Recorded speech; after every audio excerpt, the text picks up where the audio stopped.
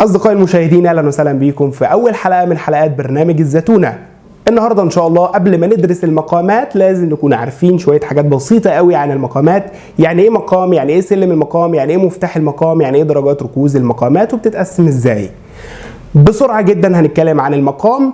مقام تقدر تقول إن هي طريقة أو شكل أو نمط للتلاوة أو للإنشاد أو للغناء أو للموسيقى. هو نمط. مقام يعني نمط. المقام أي نغمات فوق الثلاث درجات. 3 درجات فيما فوق يعني مقام.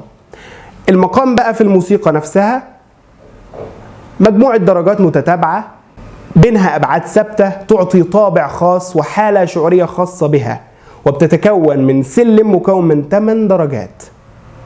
دي معنى كلمة مقام. مقام يعني طابع أو حالة وجدانية بتتكون من 8 درجات. لما اخش على الطريق ده عارف انه هو يديني فين، طريق حزن، طريق فرح، طريق شجن، طريق سعادة، طريق نهي، طريق امر، طرق. وهذا هي المقامات.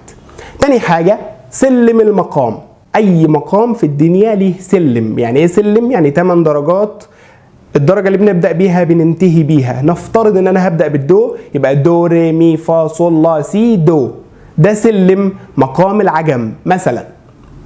السلم ده بيكون عبارة عن ايه؟ سلم يعني حاجة بتاخدنا من تحت لفوق والعكس.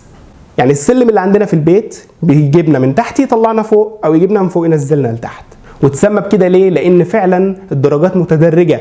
دو ري مي فا صول لا سي دو، من الاغلظ الى الحاد شفتوا الفرق؟ علشان كده اتسمى سلم. كل مقام في الدنيا له سلم خاص بيه، فلازم يكون حضرتك عارفه. ده معنى سلم. كل مقام في الدنيا برضو في مدرسة أنا عامل لها مفتاح. يعني كل مقام أنا عامل له مفتاح. يعني إيه مفتاح بقى؟ جملة نغمية ملحنة مسبقا على المقام، تحتوي على الجمل النغمية الأكثر شيوعا للمقام، تسهل ليك حفظ المقام، تسهل ليك الحالة الوجدانية التي يظهرها المقام. مفتاح. أي باب في الدنيا ليه مفتاح. في باب من غير مفتاح؟ لا. علشان كده اشتقيت كلمة مفتاح، أي أنه سيكون مدخلا للمقام بسهولة وببساطة وبيسر، وسنتناول مفتاح كل مقام إن شاء الله. آخر حاجة درجات الركوز. درجة الركوز هي الدرجة التي يبدأ وينتهي عندها المقام، وتتقسم إلى 3 مجموعات من حيث درجات الركوز.